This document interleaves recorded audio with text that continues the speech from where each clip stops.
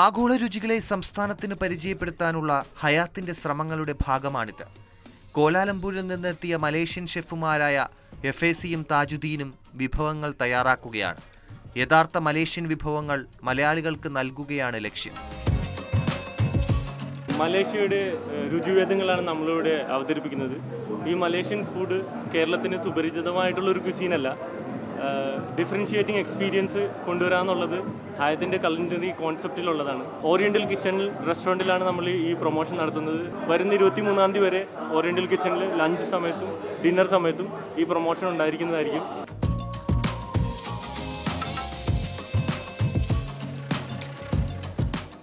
Hi, namaskaram all. I'm so happy you come here for promotion food, Malaysian food. Please come join here.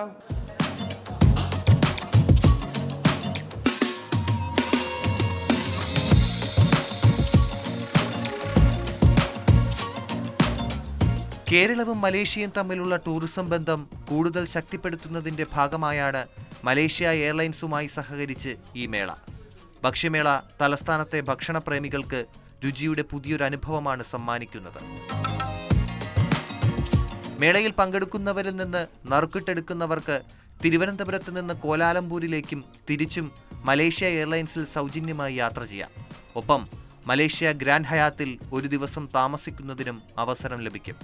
Malaysia എയർലൈൻസിൽ ആകർഷകമായ ഡിസ്കൗണ്ടുകൾ ലഭിക്കുന്നതിനുള്ള coupon കോഡുകളും ലഭ്യമാകും. Mathrubhumi news, Thiruvananthapuram.